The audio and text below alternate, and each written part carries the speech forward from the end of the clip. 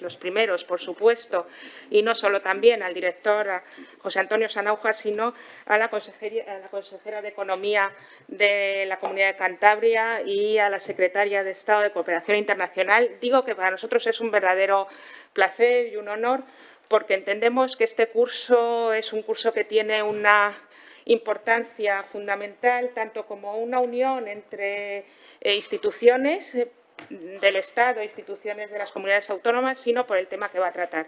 Después de la COVID, después de las circunstancias en las que nos vemos envueltos, nacionales e internacionales, creo que hablar de la transición digital, de la transición ecológica, de la transición socioeconómica en unos tiempos tan convulsos, creo que nos va a permitir afrontar estos tiempos con mayor rigor.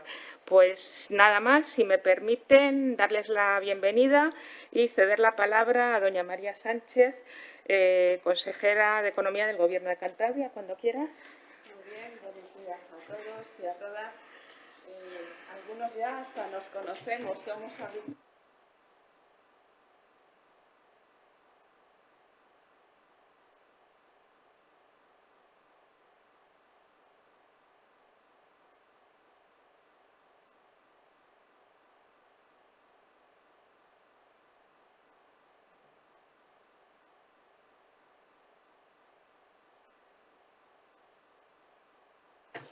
Disculpar.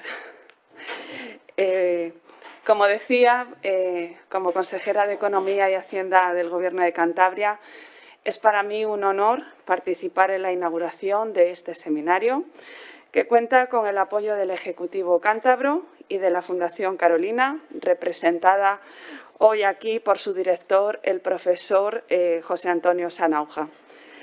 Detrás del título Las tres transiciones digital, ecológica y socioeconómica, visiones desde la Unión Europea y América Latina, se esconde un claro interés de este Gobierno por abordar los retos actuales que debe afrontar la Unión Europea en los próximos años. Unos retos que no son ajenos a las regiones con las que mantenemos vínculos históricos, económicos y comerciales de relevancia, como es el caso de América Latina. Hace poco más de un año, el Consejo Europeo puso en marcha el programa Next Generation EU, que en el contexto actual debe ser entendido como una novedosa estrategia de fomento de desarrollo sostenible y un vehículo excepcional para ayudarnos a superar la situación actual. Como respuesta ante el coronavirus y sus consecuencias, la Unión Europea lanzó el mayor instrumento de estímulo económico conocido hasta la fecha. En el contexto mundial, marcado por el cuestionamiento de la globalización, en el surgimiento de ideologías de corte populista y un buen número de euroescépticos, Next Generation EU supone una respuesta conjunta y coordinada ante una de las peores crisis sociales y económicas de nuestra historia. Un planteamiento valiente, hay que decirlo alto y claro, muy valiente y solidario, que aboga por una economía expansiva en la que no se deje a nadie atrás. Analizado desde la perspectiva actual, creo que no exagero cuando digo que Next Generation es fruto del intenso trabajo de todos los países europeos. En este sentido, me gustaría destacar especialmente las recomendaciones planteadas por el equipo negociador español. Estamos sin duda ante una muestra clara del interés europeo por evitar la mala gestión de la crisis anterior. Un mensaje nítido para el resto de agentes internacionales que propone una nueva forma de afrontar las crisis, aprendiendo de las lecciones del pasado y, sobre todo, replanteando la integración y la cooperación regional. Next Generation llega, además, en un momento crucial de la Unión Europea. En la coyuntura actual, Next Generation ha sido un elemento clave para todos los países. En el caso de España, se ha traducido en el Plan de Recuperación, Transformación y Resiliencia, lanzado oficialmente a finales de octubre de 2020 por el presidente Sánchez y aprobado hace un par de meses por Bruselas. Dentro de este marco de actuación, las distintas autonomías hemos trabajado en desarrollar aquellos proyectos que, a nuestro juicio, encajaban mejor en este plan. Ha sido una labor de introspección, de análisis y, sobre todo, de planificación y estrategia colaborativa que, en el caso de Cantabria, nos ha posibilitado la elaboración de un documento denominado Cantabria Reactiva. Se trata de una propuesta viva, dinámica, que aglutina posibles proyectos para financiar. Debo decir que esta labor, novedosa en el ámbito de este Gobierno, nos ha permitido dar respuesta de manera rápida y eficaz a los distintos llamamientos para participar en las diferentes MDIs que han llegado a lo largo de los últimos meses. El resultado es un conjunto de iniciativas que toman como referencia las pautas marcadas por el semestre europeo a la hora de plasmar y desarrollar las 3 transiciones que dan nombre a este curso. Así, por ejemplo, del total de proyectos presentados por Cantabria, al menos el 20% impulsan la transformación digital, ya sea desde la Administración o desde el mundo empresarial. Igualmente, se ha puesto especial hincapié en que al menos el 37% del gasto destinado a inversiones y reformas contenga ese elemento verde. Es decir, apoyen, entre otros, los objetivos de acción por el clima. Y, finalmente, en relación a la transición económica y social, Cantabria está haciendo una especial apuesta por poner en marcha proyectos innovadores en temáticas consideradas para nosotros clave en el desarrollo de nuestra región. Así, por ejemplo, Hub Comillas es para nosotros un proyecto fundamental que gira en torno a la innovación educativa y su necesaria transformación digital, así como la promoción del emprendimiento de base social. Si a nivel europeo Next Generation EU está sirviendo para apuntalar el modelo de desarrollo económico y político en una región como la nuestra, pequeña, como Cantabria, significa poder desarrollar proyectos que consideramos necesarios y muy ligados a nuestro ADN. Estamos, sin duda, ante una vía extraordinaria para posicionarnos tanto a nivel nacional como internacional. Asimismo, Cantabria está intentando aprovechar este contexto para financiar iniciativas que permitan establecer vínculos específicos con actores seleccionados en temáticas de interés. Parafraseando al profesor Sanauja en alguno de sus artículos, si en Europa se habla de la doctrina Sinatra diseñada por Borrell, en Cantabria buscamos establecer relaciones diferenciadas a nuestra manera, apostando por socios estratégicos y desarrollando nuevos vínculos a partir de esas relaciones históricas. Fruto de ello son el acuerdo de entendimiento que se firmará con el Tecnológico de Monterrey en los próximos días y que pretende poner en marcha una oficina de enlace con esta institución en Comillas. El jueves que viene, en este mismo seminario, tendrán la ocasión de conocer más detalle de este acuerdo, que situará a Cantabria como región de referencia en materia de innovación educativa. Esta iniciativa se suma también a otra anterior con el Gobierno de Chihuahua en México para desarrollar vínculos en temas de I+D+I y también al proyecto dentro de la iniciativa Adelante, que nos vinculará con la Cámara de Comercio de Santa Cruz en Bolivia para desarrollar proyectos colaborativos en materia de innovación social. El objetivo es claro. Queremos posicionar a Cantabria como una región que apuesta por la transformación económica y social desde un claro enfoque humano. En esta tarea, para nosotros, América Latina es una referencia. El reto es mayúsculo, pero estamos preparados Y seminarios como el que estamos inaugurando hoy nos dan una perspectiva y, sobre todo, una plataforma ideal para establecer contactos y oportunidades de colaboración. No me queda nada más que agradecer su presencia, desearles unas jornadas muy fructíferas que se traduzcan en proyectos interesantes. Muchísimas gracias a todos y a todas.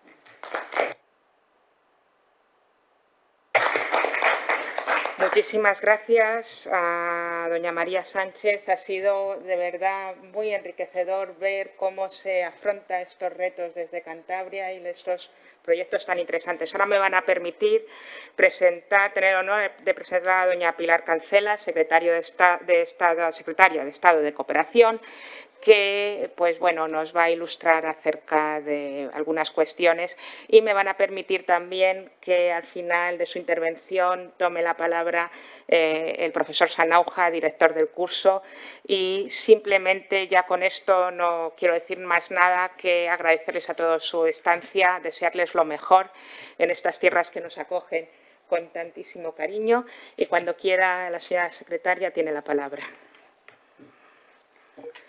Muchísimas gracias, querida vicesecretaria general.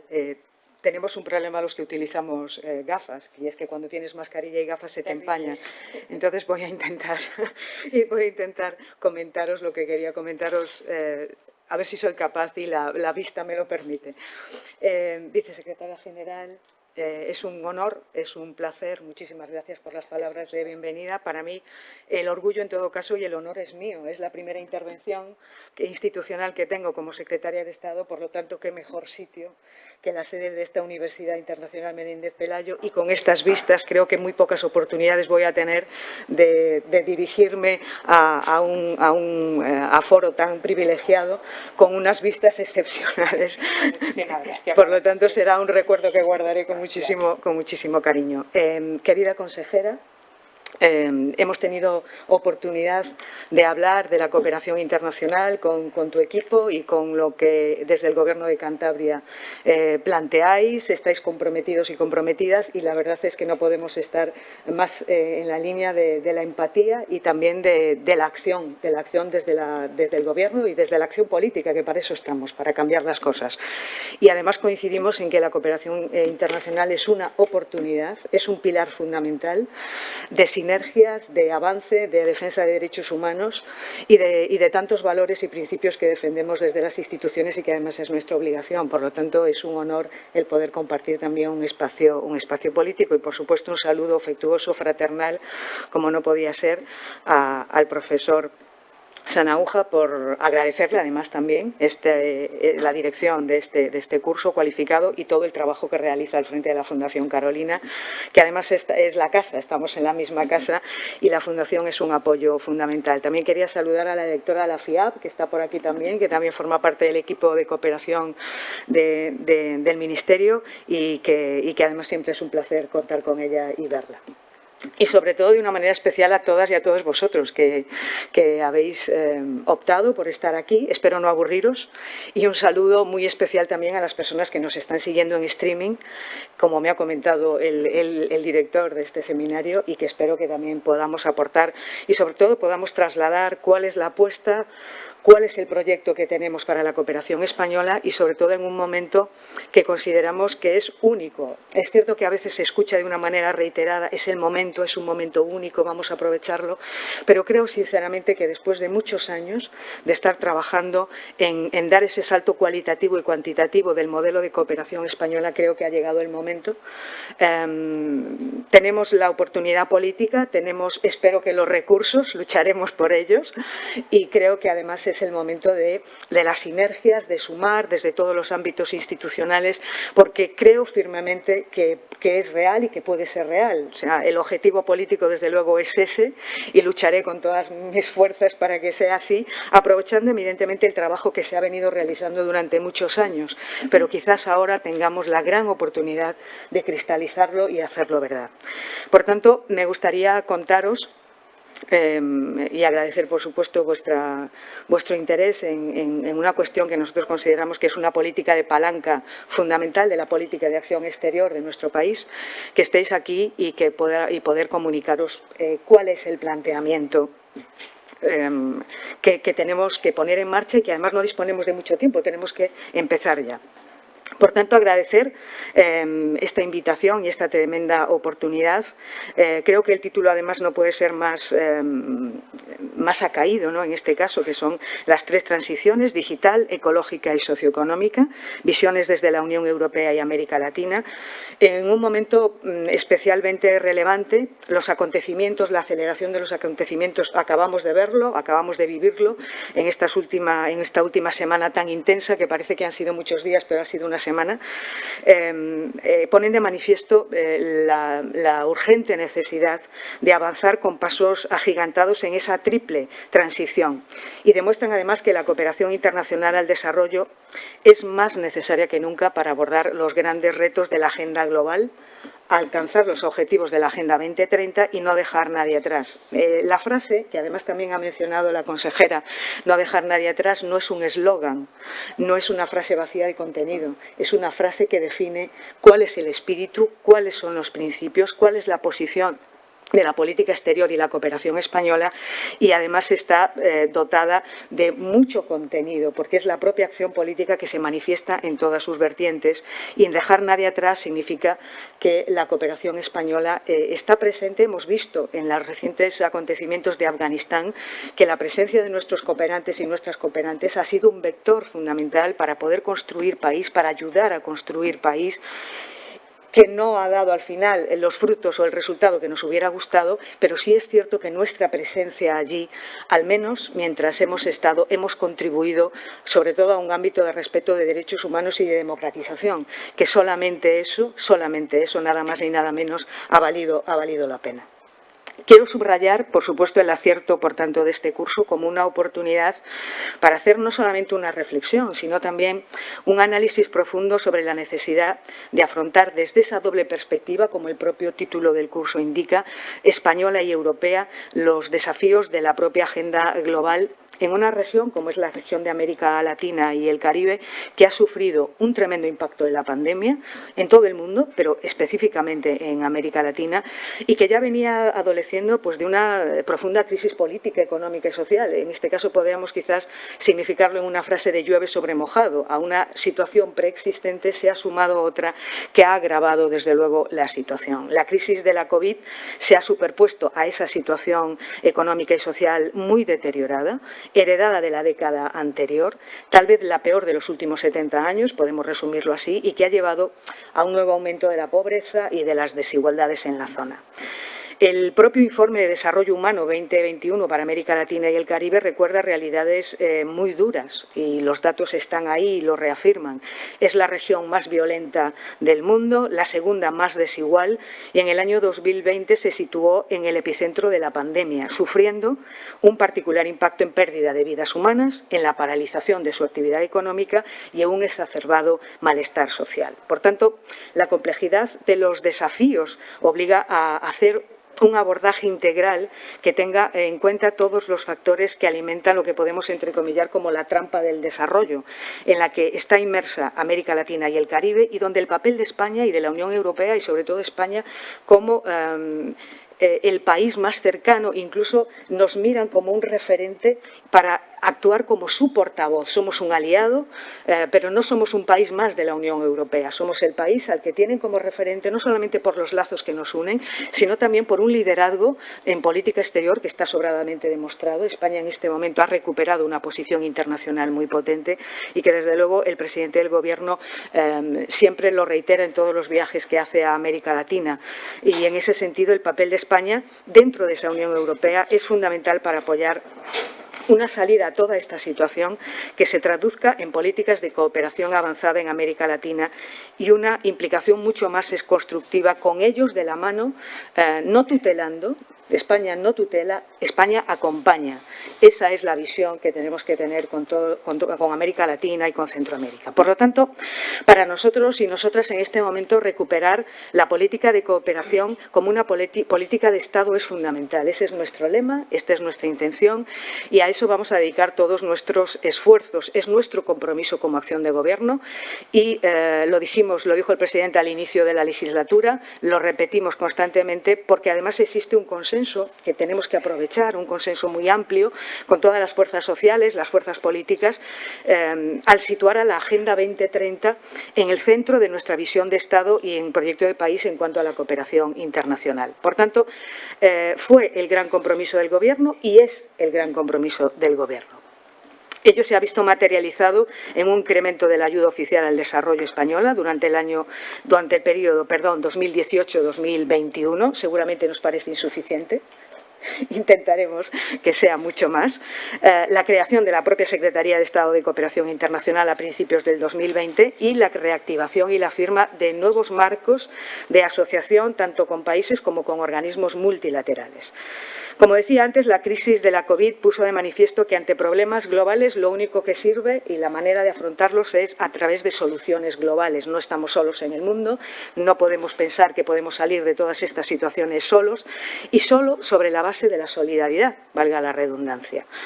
Se pueden abordar los grandes problemas, los grandes desafíos globales de nuestra época. Por tanto, cualquier esfuerzo que realicemos en materia de cooperación tiene que tener como referente la lucha contra el cambio climático y contribuir a un desarrollo compatible con la conservación del planeta, eso es evidente. Tiene que ir orientada a luchar contra la pobreza y mejorar las condiciones de vida de las personas más vulnerables, y ahí necesariamente hablamos de mujeres y niñas.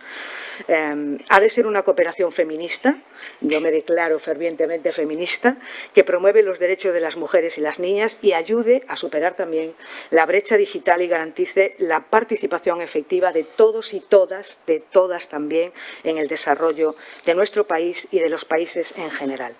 El primer paso que dimos para reaccionar ante esta situación de la pandemia fue la puesta en marcha de la estrategia de respuesta conjunta a la crisis de la COVID, que contó con el consenso de todos los actores de la cooperación española, no podía ser de otra manera.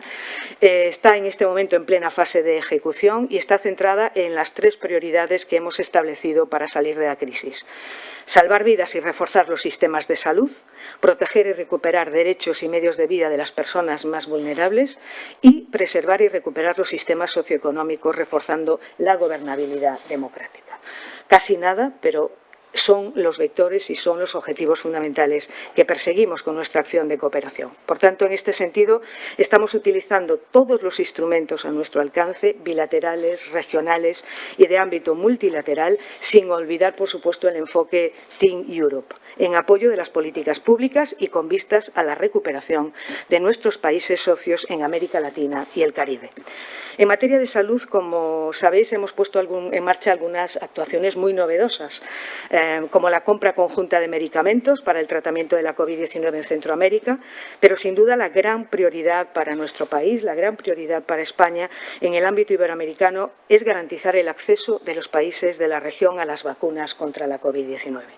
El Gobierno aprobó, como sabéis, el 19 de enero el Plan de Acceso Universal a la Vacunación Solidaria y estamos contribuyendo a COVAX con 175 millones de euros y con 22,5 millones de dosis de las vacunas contra la COVID. El pasado mes de abril, en el marco de la Conferencia Iberoamericana de Andorra, el presidente del Gobierno hizo público el compromiso de España de donar 7,5 millones de dosis a través de COVAX y de la Organización Panamericana de la Salud a los países iberoamericanos y al Caribe. Por lo tanto, nos hemos convertido así, España se ha convertido en el principal donante europeo a América Latina y el Caribe y el tercero de la Unión Europea a nivel de todo el mundo. Creo que eso muestra lo que significa España, cómo es España, y esto yo diría sí que es marca España. Hasta la fecha se han puesto en marcha, por tanto, 4 envíos vía COVAX que suman más de 2,5 millones de dosis a Paraguay, a Guatemala, Ecuador, Perú, Nicaragua, Costa Rica, Bolivia, Surinam y Jamaica. Y también hemos realizado algunos envíos de carácter bilateral, como ha sido el caso de Honduras y Argentina. Está previsto que en estas próximas semanas, esta misma semana, la donación de alrededor de 4 millones de dosis de vacunas más. Por lo tanto, alcanzaríamos muy pronto los cerca de 6 millones de dosis que hemos donado y muy cerca del compromiso que ha adquirido el presidente del Gobierno. Y me gustaría ahora referirme a las mujeres y a las niñas. Está claro que la pandemia ha incidido de una manera muy especial en las mujeres y las niñas y sus condiciones de vida, que han sufrido más duramente sus efectos desde el punto de vista socioeconómico, y la pérdida de los derechos pasa siempre.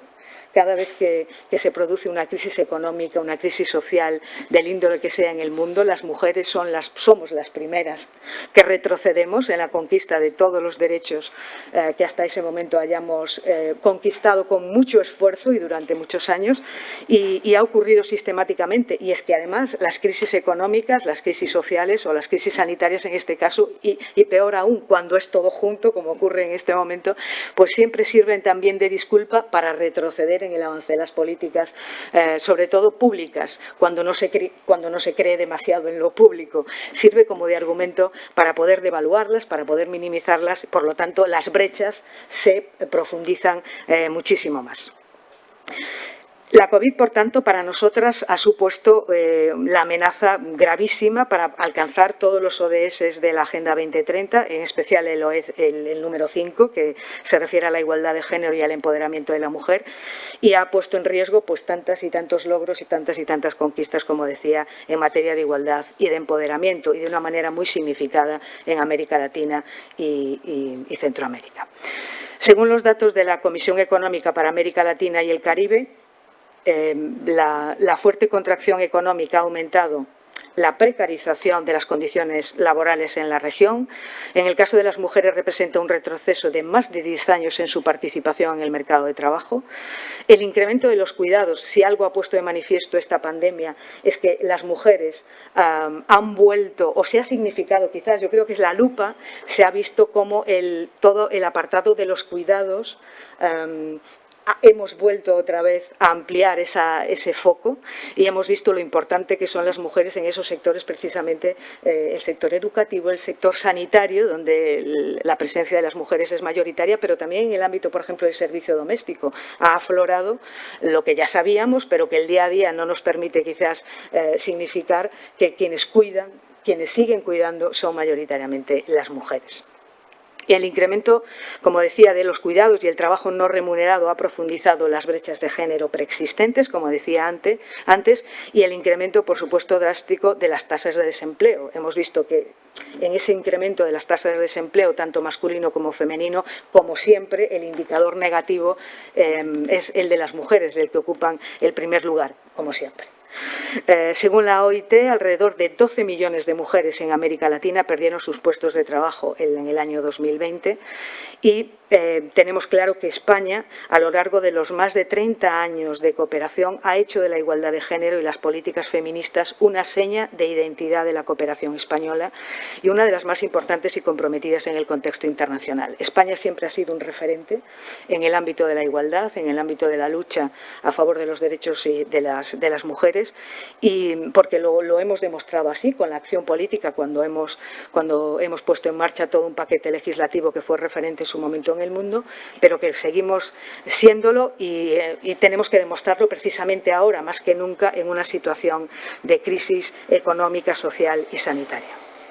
La Agencia Española de Cooperación para el Desarrollo tiene en este momento más de 206 proyectos en igualdad de género que se están ejecutando en los países prioritarios de América Latina y el Caribe. Estamos hablando de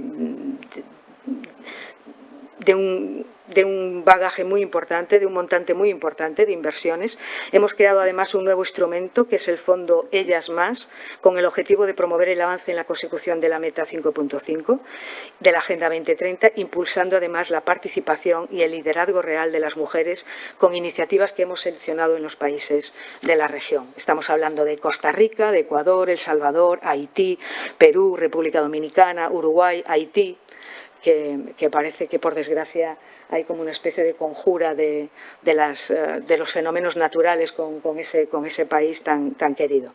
En la región centroamericana, la cooperación española ha tenido como prioridad la lucha contra la violencia de género y el feminicidio, ante la grave situación de las mujeres de la región. En ese sentido, apoyamos acciones para prevenir y promover la atención integral a las mujeres y a las niñas víctimas de la violencia de género, incluyendo situaciones de conflicto armado, desastres naturales y la trata y el tráfico con fines de explotación sexual y laboral, que, como sabéis, más del 80% se refiere a las mujeres y las niñas.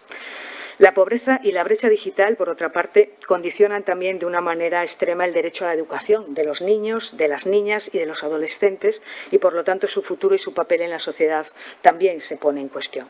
En este sentido, estamos impulsando desde España una iniciativa Equipo Europa, Team Europe, con la Comisión Europea en educación digital, que incluye a El Salvador, a Guatemala, a Honduras, Panamá y República Dominicana, junto a un proyecto piloto de educación digital en Honduras, que en el espíritu del ODS 17 contará con el apoyo de la empresa Hispasat y el Fondo Educa de la ECID, que podría hacerse extensible a otros países de la región. En principio es un proyecto piloto que, desde luego, nuestra intención es extenderlo a otros países del entorno.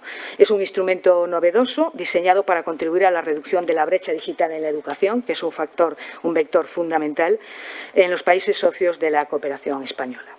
Junto a estos hay otros 3 fondos, que son el de Transición Ecológica, Asistencia Electoral y Reconstrucción Temprana, que se han creado con la finalidad de dar respuesta a las necesidades que surgen a raíz de la pandemia, con una firme apuesta por generar y tejer alianzas con una multiplicidad de actores en este ámbito. También, en esta línea de triple transición, no quiero dejar de mencionar los programas horizontales, como el Plan Interconecta de transferencia, intercambio y gestión de conocimiento para el desarrollo, el programa Arauclima, de lucha contra el cambio climático, el de cooperación con los pueblos indígenas o el de capacitación de empleados públicos de América Latina.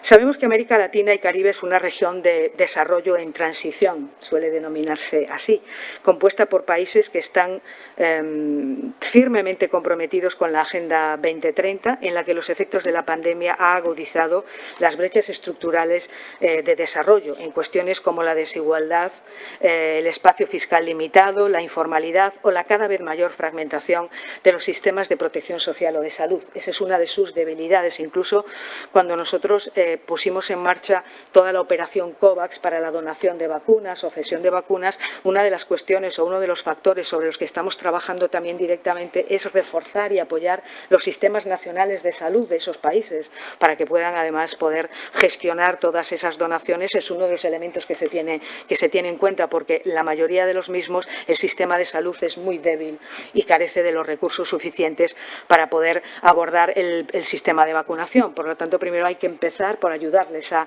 reforzar esos sistemas sanitarios de salud propios para que puedan hacer efectivo el propio procedimiento de implantación de las dosis de vacunas.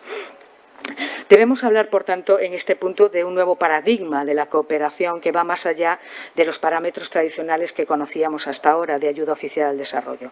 Implica, por tanto, entre otras medidas, que las iniciativas internacionales, por ejemplo, del alivio de deuda, beneficien también a las economías vulnerables de renta media como las de América Latina, redistribuir la liquidez desde los países de la OCDE mediante una reasignación de los derechos especiales de giro y complementar la tradicional ayuda oficial al desarrollo con movilización de los recursos domésticos, apoyando la reforma de sus sistemas fiscales y la cooperación internacional para luchar contra la evasión fiscal, que es uno también de los factores contra los que tenemos especial interés en apoyarles para combatirlos.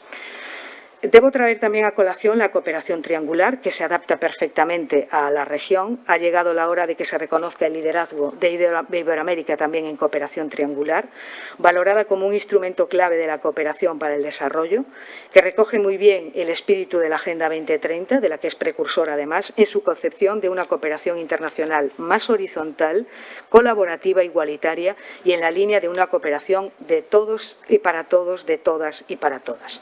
Un ejemplo de esta es el proyecto realizado entre España, República Dominicana y El Salvador para implantar el modelo de centros de apoyo a la pequeña y mediana empresa en República Dominicana desde una experiencia ya vivida previamente en El Salvador. Pero para acometer todo esto, esta triple transición y todas estas cuestiones que he mencionado, tanto en América Latina como a nivel global, debemos asumir un objetivo fundamental, que es la de reformar nuestro sistema de cooperación para el desarrollo, para adaptarlo a los nuevos retos y a la realidad internacional más de 2 décadas después de la ley de 1998, la Ley de Cooperación Española, que ya tiene unos años de andadura, y esta reforma que ya hemos comenzado, que ya se ha iniciado, como comentaba antes, contamos con un informe tremendamente valioso de la Comisión de Cooperación del Congreso de los Diputados, donde se ha hecho un trabajo tremendamente interesante. Creo que puede ser un sustento muy importante para la elaboración del texto legislativo y que se concretará en la aprobación de una nueva ley de cooperación internacional para el desarrollo sostenible y de la reforma en profundidad de la arquitectura institucional de la cooperación española, que creo que es el momento, por eso decía antes, es el momento. Creo que tenemos que abordar estos retos y además sin mucha dilación.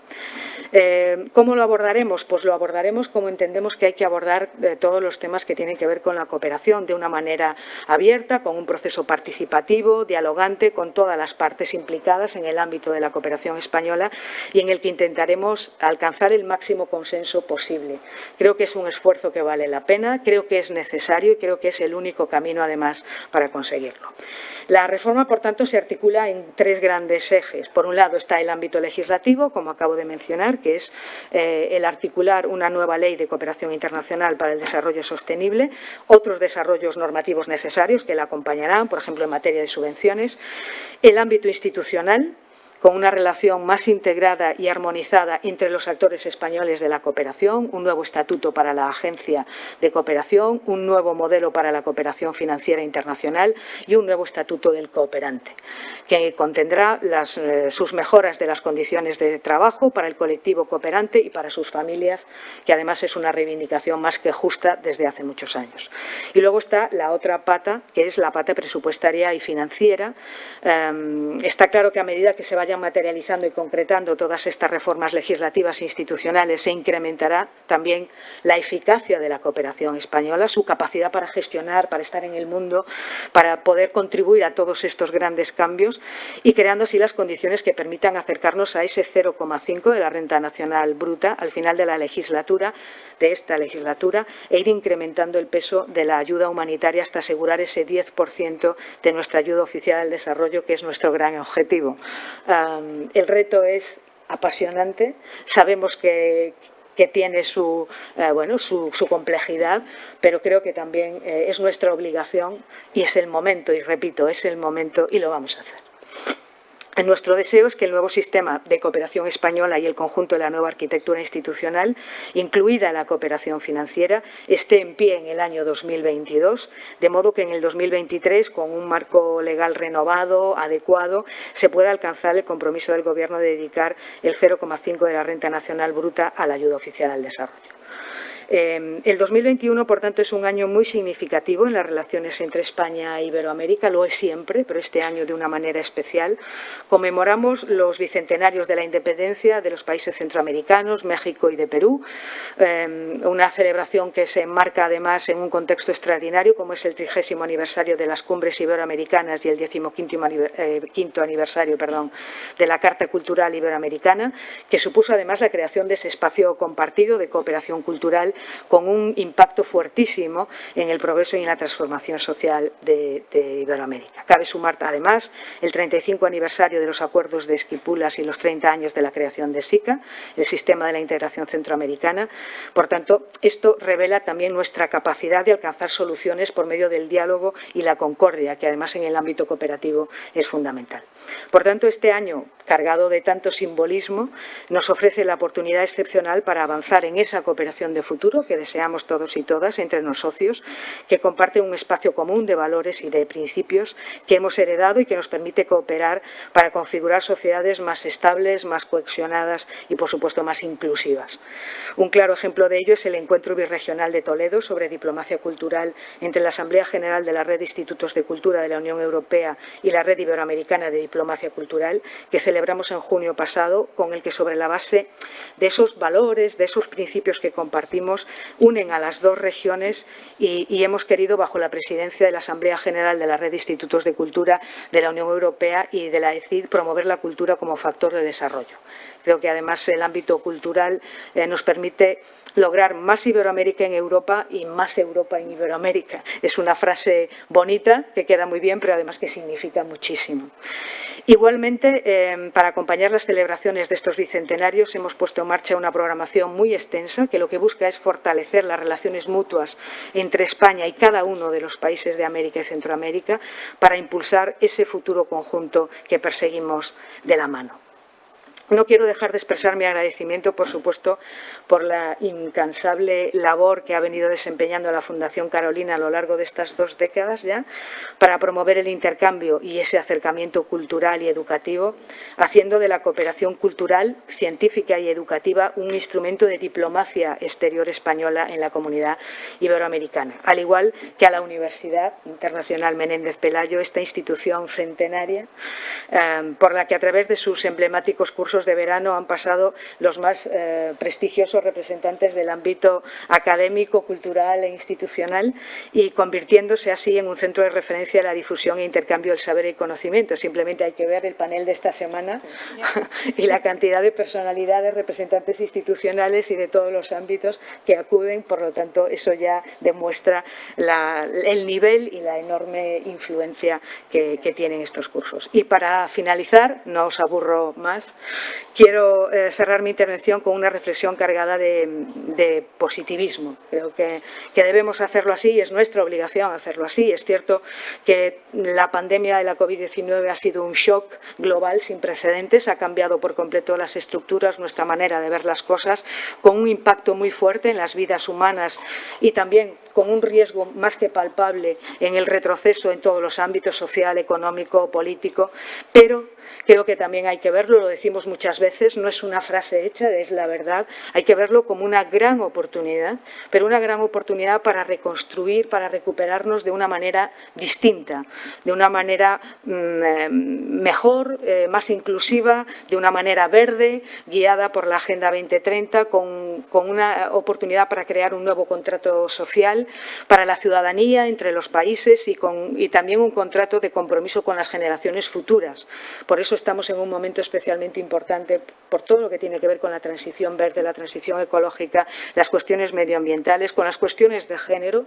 Creo que más que nunca el feminismo y la agenda verde creo que son los dos grandes pilares, las dos grandes acciones que deben regir nuestra acción política y en el ámbito de la cooperación muchísimo más.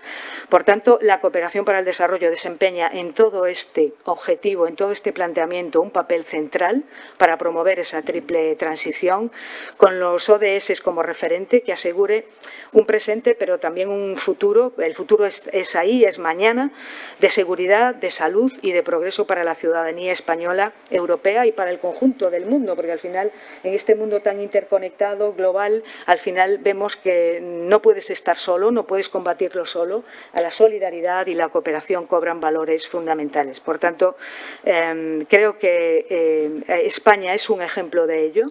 Si con los recursos que tenemos en relación con otros países del entorno, que yo leía la semana pasada una noticia que Francia apostaba, o mejor dicho, había acordado y aprobado ya 7.000 millones más para la cooperación francesa, me da mucha envidia, pero nosotros, como estamos también en esa línea de reforzar el modelo de cooperación española, pues también le daremos a la cooperación de nuestro país el lugar que merece. No por la implicación de todas las personas, las mujeres, los hombres que activamente hacen la cooperación española, que es nuestro principal valor, sino también la dotación de recursos nos permitirá ser mucho más efectivos y que también tengamos la posibilidad de expandir nuestro espectro de acción por el mundo, porque eso es España. Al final España es un referente, lo acaba de demostrar en estos últimos días, que sabe hacer las cosas bien y que es reconocida internacionalmente. Por tanto, finalizo diciendo que es el momento y lo vamos a aprovechar. Muchísimas gracias.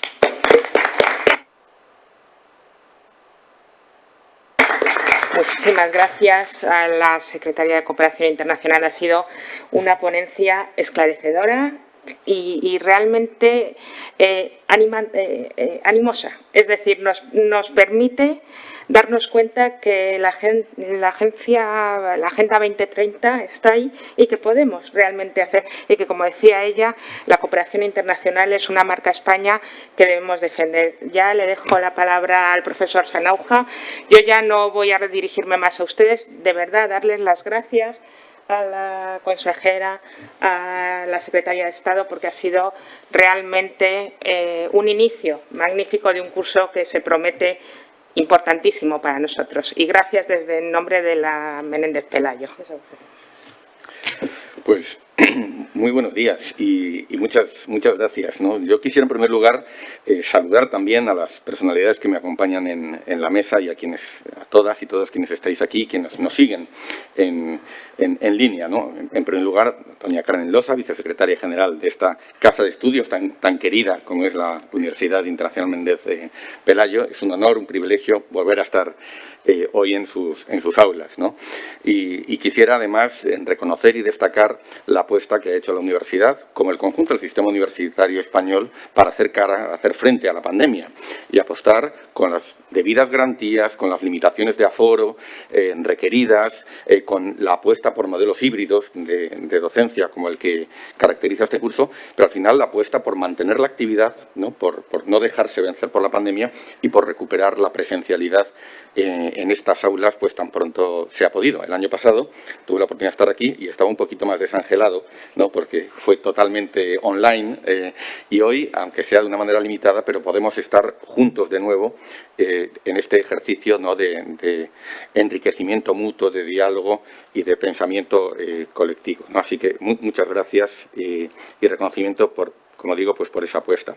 Doña María Sánchez, consejera de Economía del Gobierno de Cantabria, al que queremos expresar nuestro agradecimiento, ¿no? En su nombre, por el patrocinio de este curso. Y para la Fundación Carolina, pues es un gusto poder cooperar con su Gobierno y a través de ello introducir un elemento que nos parece clave para el cumplimiento de la Agenda 2030 y para esta triple transición, que es la dimensión del desarrollo regional, ¿no? Porque sabemos, ¿no?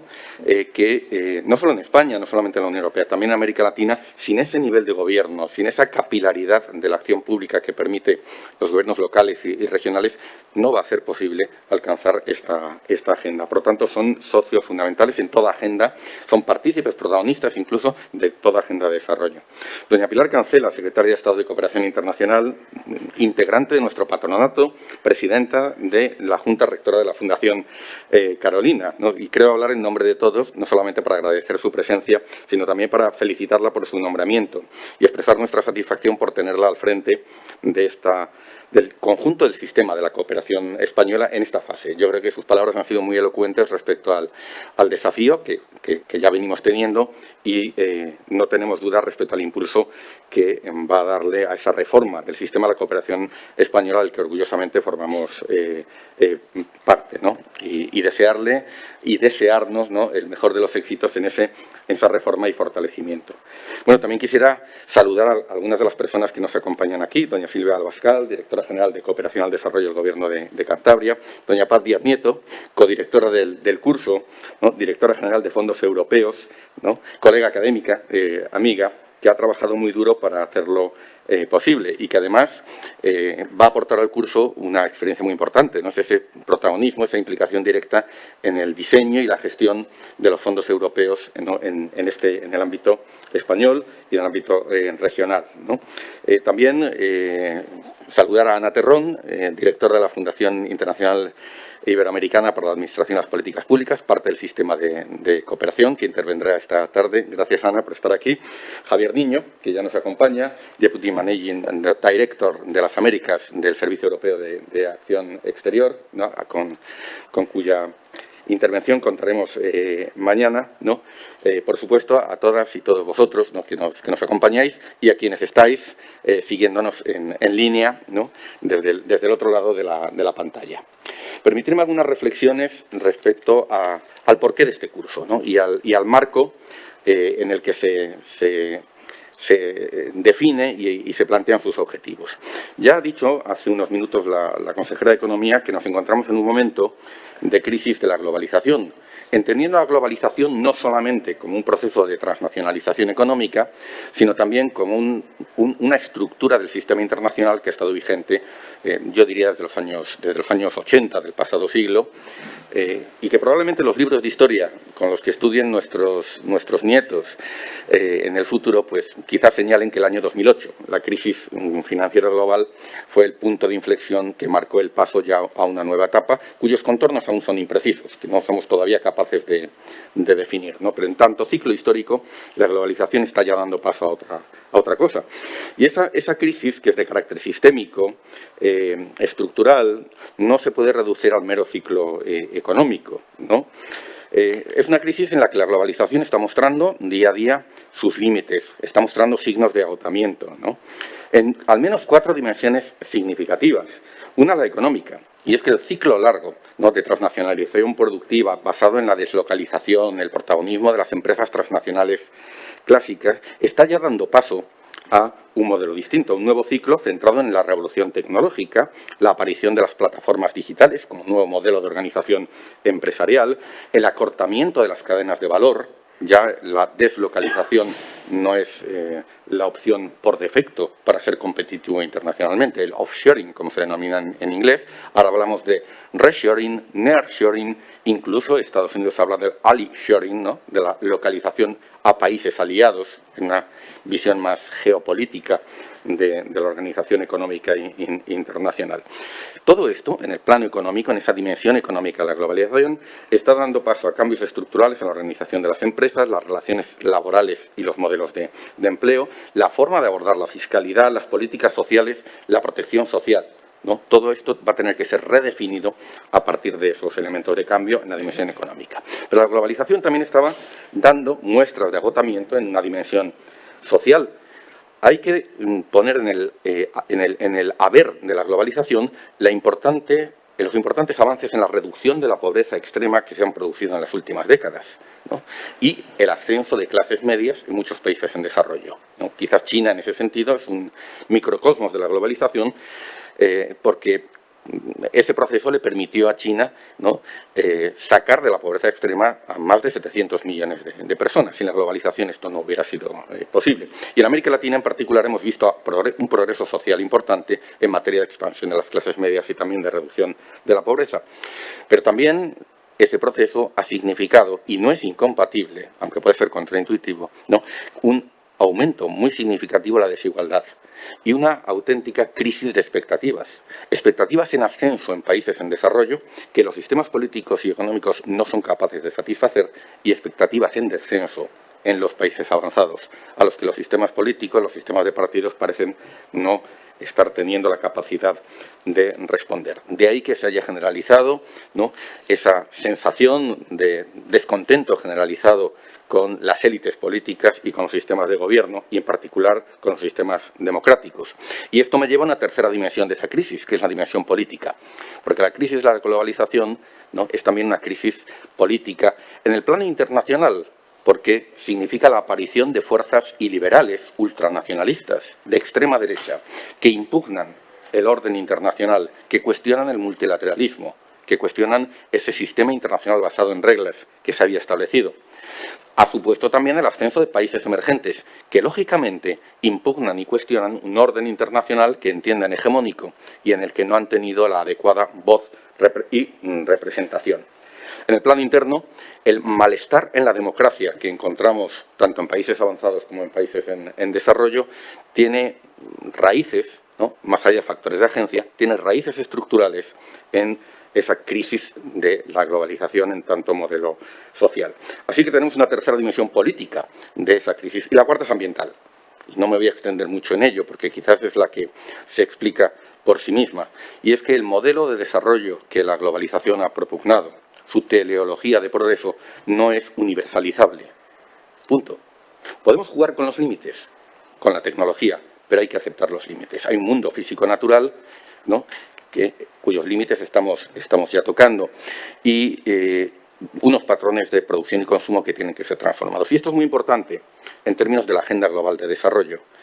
Hasta los Objetivos de Desarrollo del Milenio, la Agenda Global de Desarrollo era una agenda norte-sur, ¿no? Consistía en que el norte ayudase al sur a ser como el norte, ¿no? Y básicamente, en términos muy esquemáticos, se reducía a esto. Hoy sabemos que el desarrollo es una problemática global, que por supuesto afecta a los países en desarrollo, pero también es parte de nuestros problemas en los países avanzados. Y es que nuestro modelo de desarrollo tiene que ser transformado, y además tiene que ser transformado de una manera radical, como por ejemplo plantea el Pacto Verde Europeo o la propia Agenda 2030. Tenemos que transformar, ¿no?, en muy poco tiempo, además, nuestros patrones de producción y consumo para hacerlos más sostenibles. Y esto de cara a la Agenda de Desarrollo, lo que plantea es una agenda compartida, ¿no?, en la que el viejo modelo norte-sur ya no es posible ni es deseable. Tenemos que trabajar de una manera más conjunta. Y en esta situación es en la que incide la COVID. O sea, todo esto es anterior a la pandemia. La pandemia es cierto que es provocada por un acontecimiento discreto, la aparición de un virus, pero su propia aparición como expresión de una zoonosis, de un patrón creciente de zoonosis relacionado con la crisis ambiental más amplia, su rápida propagación a través, ¿no?, de las interconexiones globales, su carácter sistémico, el impacto diferenciado por países, por grupos socioeconómicos, de género, ¿no?, por ámbito rural, urbano, por ámbito espacial, todo ese impacto diferenciado. Y también la forma en la que se ha respondido a la COVID-19, ¿no?, la relación entre ciencia y gobierno, la forma en la que, por ejemplo, han respondido los gobiernos iliberales, haciendo a la COVID un elemento de polarización, todo esto es una situación preexistente a la COVID y que se relacionaba con esa crisis de globalización. En realidad, el impacto de la COVID se explica no solamente por el virus y sus particulares características de letalidad o propagación, sino también por las características de una globalización en crisis, mal gobernada, que se produce en un mundo escasamente preparado y con poca capacidad de respuesta. Merrill Singer ha introducido el concepto de sindemia, seguramente ya lo han escuchado ustedes, que frente al de pandemia tiene la virtud de introducir esos elementos socioeconómicos, ¿no?, como factores explicativos del impacto que tiene la pandemia más allá del virus. Puede decirse que el COVID es una crisis dentro de otra crisis, de una crisis que se produce dentro de la crisis estructural más amplia de la globalización. Y, en cierta manera, permítame introducir el concepto de ciencias sociales de coyuntura crítica. El COVID-19 abre una coyuntura crítica en el sistema internacional. Este término, procedente de la sociología histórica, alude a los momentos en los que las estructuras históricas existentes se debilitan y abren opciones para los actores sociales y políticos que antes no se daban o que eran incluso impensables. Las opciones para la acción colectiva en una coyuntura crítica son mucho mayores que cuando esta no se produce. De hecho, hay fuerzas, tengo que decir, lamentablemente, que hay fuerzas de ultraderecha que han entendido esto perfectamente, que han entendido que se abren oportunidades para crecer. Las coyunturas históricas amplían los horizontes de futuro, abren las fronteras de posibilidad. Son momentos en los que el devenir histórico se bifurca en varias posibles avenidas y en los que hay muchas más opciones, como decía, para la acción colectiva, para que los actores sociales y políticos se articulen. Y nada está escrito respecto al futuro en esas coyunturas. Es decir, van a ser esas coaliciones, va a ser la acción colectiva la que decida cuál va a ser el mundo que se va a establecer, el sistema que se va a establecer. Consciente o inconscientemente, los actores sociales y políticos parecen entender que es momento de cambio y no de statu quo, momento de transformación. Y este es el sentido último que tiene, yo creo, que lo que muchos actores ya están haciendo y a lo que el curso que estamos inaugurando pretende responder. Permítame una reflexión sobre la propia Unión Europea. Hemos hablado de crisis existenciales de la Unión Europea y esta expresión ni es mía ni es una exageración. La crisis del euro, la crisis de los refugiados sirios, lo que representó el Brexit, ¿no? Y la Unión Europea empieza, yo creo, a tomar conciencia del momento histórico de cambio en el que se ve sumida en torno a 2016-17. Y lo hace, en cierta forma, porque se producen auténticos shocks, como el que representa la elección de Donald Trump, el Brexit, o el posible desenlace de las elecciones en Francia en 2017, que finalmente, afortunadamente, dieron la victoria a Macron, pero en la que recordarán ustedes, la extrema derecha estuvo a punto de alcanzar la presidencia, ¿no? Varias veces se ha dicho que la Unión Europea aguanta un Brexit, pero no probablemente un Frexit, ¿no?, o una salida de la moneda única de Alemania. Y en aquel momento pudimos escuchar a Jean-Claude Juncker decir que, cito textualmente de su discurso del Estado de la Unión en Florencia de 2016, que nunca antes había visto a los líderes europeos tan temerosos por el ascenso de fuerzas iliberales en Europa. Fue el momento en el que se elaboraron por primera vez algunos libros blancos sobre el futuro de Europa ante esa coyuntura de crisis de la globalización. Es un ejercicio retrofuturista muy interesante. Ahora, volver a esos libros blancos y a ese libro blanco en concreto sobre el futuro de Europa y comprobar, se elaboró en 2017, si no recuerdo mal, y comprobar que en realidad la visión que se planteaba de la Unión Europea era, o las visiones posibles eran muy alicortas respecto a lo que la Unión Europea ha hecho realmente. Y es que en 2019, cuando cambia el ciclo político, cuando entramos en un nuevo término de las instituciones europeas, se ha hecho una apuesta verdaderamente transformadora, de cambio de modelo, como la que representa el Pacto Verde Europeo. Un pequeño apunte, y no es menor, y es que el Pacto Verde Europeo es anterior a la COVID. Es decir, que ya había una toma de conciencia de que la Unión Europea tenía que protagonizar, impulsar un profundo cambio. Ya tendré ocasión de comentarlo en la ponencia del viernes, pero el Pacto Verde Europeo no es una política sectorial para enfrentar el cambio climático, para la mitigación, ¿no?, o la adaptación al cambio climático. Es el modelo de política económica y social de la Unión Europea.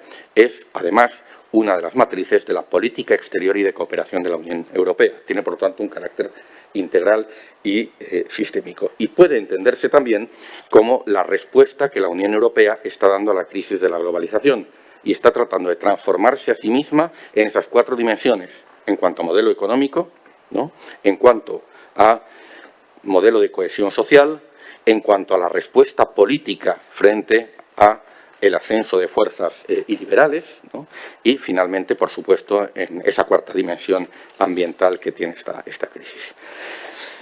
Esta triple transición, y ya para ir avanzando en el programa del curso, lo que vamos a tratar de abordar, tiene un carácter, en primer lugar, un carácter sistémico, ¿no?, porque abarca el modelo productivo, ¿no? Queremos que el nuevo ciclo tecnológico, ¿no?, esté al servicio de la competitividad, pero también del empleo, también de la cohesión social. Hay que lograr, no hay que adoptar una posición ludita, una posición contraria a ese cambio tecnológico. Lo que hay que hacer es dominarlo y situarlo en marcos regulatorios adecuados para que sean compatibles con los objetivos sociales, los objetivos de cohesión social, económica y territorial que forman parte del corazón mismo de la Unión Europea. La triple transición es también socioeconómica, ¿no? En cierta manera refleja en algunos aspectos este concepto que la economista Mariana Mazzucato ha popularizado, el de la economía de misión, ¿no? Es decir, tratar de articular actores públicos y privados en torno a una misión colectiva. Tiene objetivos de política industrial, de relocalización productiva, de empleo, ¿no?, en el ámbito de la formación y de la protección social y, como bien se ha dicho la Secretaría de Estado, apunta a un nuevo contrato social. De hecho, en la comunicación de la Comisión que lanza el Pacto Verde Europeo en diciembre de 2019, se plantea explícitamente que el Pacto Verde Europeo trata de redefinir la relación de las instituciones con la ciudadanía. Es mucho más que una política sectorial. Y, desde luego, es una transición ambiental y ecológica, porque pretende alcanzar la neutralidad, ¿no?, climática y las emisiones netas cero, ¿no?, para el año 2050, con una reducción del 55% para 2030, como recientemente se ha planteado en ese paquete legislativo tan importante que es Fit for 55, aprobado en los meses recientes. Todo ello dentro de los objetivos del Acuerdo de París, ¿no?, de lograr que el incremento de la temperatura se mantenga por debajo de 1,5 grados respecto a los niveles preindustriales. Pero además de este elemento, carácter sistémico de la transición, de la triple transición, otra idea fuerza del curso es que esa transición tiene que ser justa. Porque toda transición, todo cambio comporta costes de ajuste, ¿no? Hay sectores que van a ser beneficiados, otros perjudicados. Hay trabajadoras, trabajadores, ¿no?, que van a encontrarse con que sus cualificaciones pues no son las necesarias. Hay sectores enteros que van a cerrar, otros también que van a abrirse, ¿no? Entonces, ¿cómo respondemos a ese imperativo de justicia climática y también de justicia social, en el sentido más tradicional del término? ¿Cómo aseguramos una distribución equitativa de los costes? ¿Cómo aseguramos que nadie quede atrás? ¿no? Que nadie se vea excluido de este proceso. Y esto tenemos que hacerlo por imperativos de orden político y moral, porque son los principios sobre los que se sustentan nuestras sociedades, tanto en la Unión Europea como en América Latina. Pero también tenemos que hacerlo por un imperativo político mucho más pragmático. Si no somos capaces de dar respuesta a los imperativos de la transición justa, si generamos con este proceso descontento social, va a haber actores políticos que van a estar prestos a hacer, digamos, su agosto, ¿no? En ese caldo de cultivo. Ya lo están haciendo, ¿no? Fuerzas liberales, fuerzas de extrema derecha, que pueden finalmente no solamente dar al traste con esta transición, sino llevar nuestros sistemas políticos a lugares que no quiero ni imaginar, ¿no? Por lo tanto, tenemos aquí también un imperativo con el concepto de la transición justa que no podemos dejar de responder. Y tercero, como bien se ha dicho, además de carácter sistémico, del imperativo de justicia, la tercera dimensión esencial de esta triple transición es la cooperación internacional. Porque no solamente por los elevados niveles de interdependencia que ya tenemos, ¿no? Sino porque además, ¿no?, las metas que nos hemos propuesto no las podemos alcanzar solos, especialmente las que tienen que ver con el cambio climático. Son parte de un esfuerzo colectivo, nunca mejor dicho, por naturaleza, ¿no? Por esencia, de forma ontológica. Por lo tanto, tenemos que trabajar en los niveles regionales y en el plano global colectivamente. Fíjense que no estamos, ¿no?, nuestros esquemas de pensamiento no están muy adaptados a pensar en estos términos. Hoy tenemos una discusión sobre política internacional muy geopolítica, ¿no? Y atiende a una dimensión de creciente importancia, que es la competencia de poder. Pero no podemos reducir nuestra visión de la política internacional al poder. Cierto es que China está en ascenso, cierto es que Rusia tiene una actitud más geopolítica, cierto es, como dice el alto representante, que la Unión Europea tiene que hablar el lenguaje del poder. Cierto es, nuestros amigos latinoamericanos, ¿no?, que se encuentran atenazados, ¿no?, entre una supuesta bipolaridad o nueva guerra fría entre China y Estados Unidos.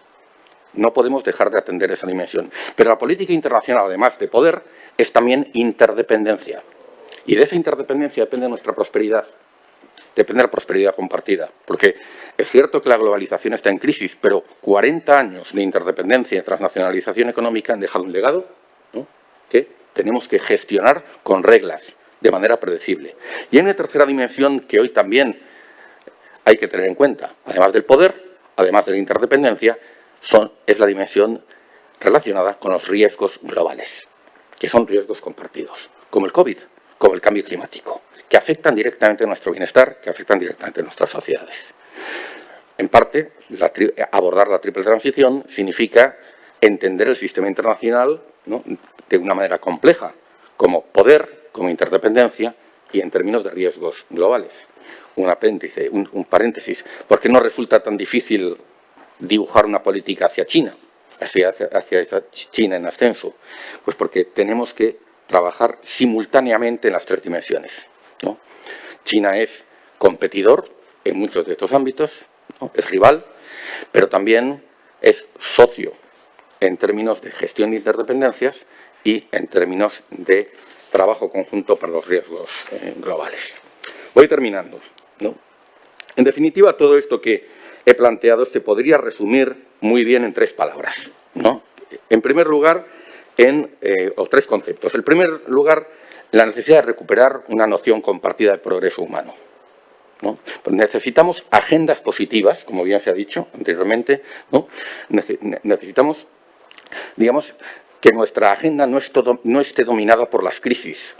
Esto, por ejemplo, en el trabajo sobre América Latina, tenemos que salir de una agenda dominada por la respuesta inmediata a problemas, y no quiero decir que no sean importantes, como los de Venezuela o las crisis en Nicaragua. Tenemos que tener una agenda compartida de progreso, que abra esperanzas, porque la esperanza, ¿no?, es una fuerza para movilizar a la sociedad, ¿no?, y para ofrecer alternativas frente a las propuestas de las fuerzas liberales y de los ultras de distinta laya que estamos enfrentando. Primero, progreso humano. Segundo, justicia, en términos de equidad, de acceso y de voz. No hay democracias que se sustenten, ¿no?, sin unos mínimos de justicia y una noción compartida de la justicia, de la equidad y de la igualdad entre grupos socioeconómicos, de género, por supuesto, entre distintos colectivos. Y tercero, cooperación, ¿no? Progreso humano, justicia y cooperación. Estos son, en definitiva, estos tres conceptos son los que animan la programación de este curso. Y concluyo brevísimamente, porque ustedes ya conocen el programa, diciendo que en la programación de este curso hemos intentado abordar, ¿no?, en primer lugar, ¿no?, lo que representa la transición, esta triple transición, de manera más inmediata como estrategia de salida frente a la crisis del COVID, frente a esta crisis sistémica. Pero queremos ir más allá, porque como antes señalé, y creo que hemos coincidido en las distintas intervenciones, nuestros problemas son anteriores a la COVID y tienen que ver con ese orden internacional en crisis, con esa globalización en crisis. Vamos a destinar también atención en primer lugar, a esa transición digital. Para ello contaremos con la presencia de Carlos Antiso, de CAF Banco de Desarrollo, del profesor Sergio Tezanos, de la Universidad de Cantabria, especialista en cooperación en ciencia y tecnología. Vamos a abordar la transición ambiental, ¿no? Lo haremos desde una perspectiva española, con la presencia del secretario de Estado de Medio Ambiente, Hugo Morán, la directora de Energía de la Comisión Europea, Cristina Lobillo, ¿no? Y también hablaremos de esa crisis ambiental, de esa transición desde el punto de vista latinoamericano. Parte de la intervención de Rebecca Greenspan, que se producirá a partir de las 12, va a estar centrada en este punto. Hablaremos de la transición socioeconómica y para ello contaremos con la presencia de Nacho Álvarez, secretario de Estado de Derechos Sociales, y de Manuel de la Rocha, secretario general de Asuntos Económicos y G20 de Presidencia del Gobierno, y que, como muchos de ustedes ya saben, Sherpa ante el G20 en las cumbres europeas y en gran medida responsable del diseño y del lanzamiento del Plan Nacional de Recuperación y Resiliencia.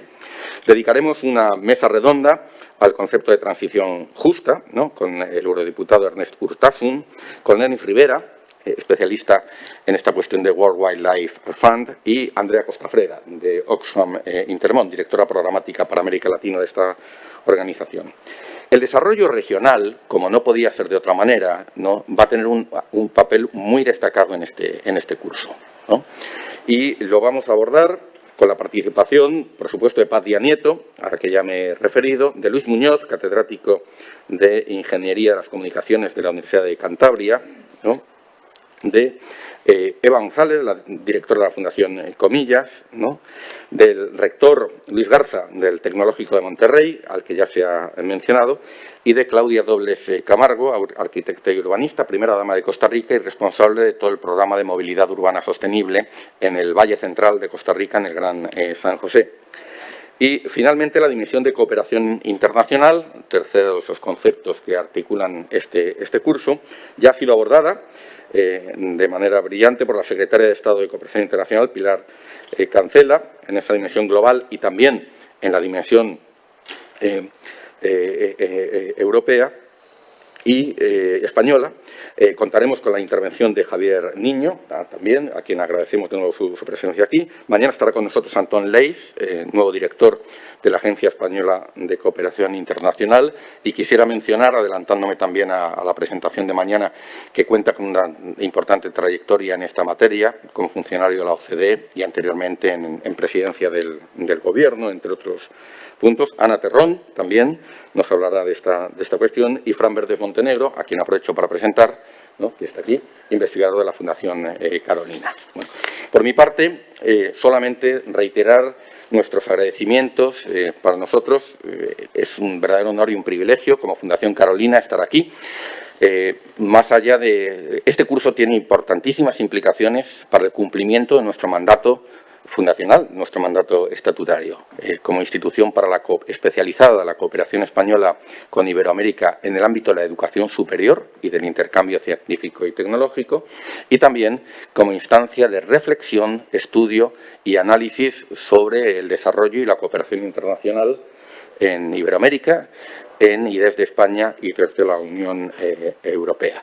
De nuevo, muchísimas gracias a todas y todos, ¿no?, por estar aquí y por acompañarnos en este curso y hacerlo posible.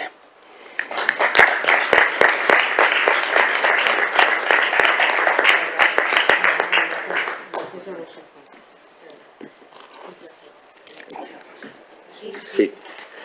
Bueno, pues si les parece, entonces damos ahora por finalizada esta sesión inaugural, ¿no? Tenemos ahora un espacio para para tomar un café, para intercambiar informalmente. Paréntesis, una de las cosas que más nos gusta recuperar la presencialidad, ¿no?, es poder recuperar estos espacios para intercambio informal, ¿no?, que las sesiones de Zoom no nos permiten, ¿no? Y les pediría que unos minutos antes de las 12, ¿no?, para poder asegurar que tenemos la conexión en marcha, volvamos a estar en esta sala, ¿no?, porque tendremos ocasión de escuchar, en esta ocasión en línea, a la secretaria general iberoamericana y dentro de poco nueva directora de UNCTAD, ¿no?, a Rebeca Greenspan. Pues nada, muchas gracias.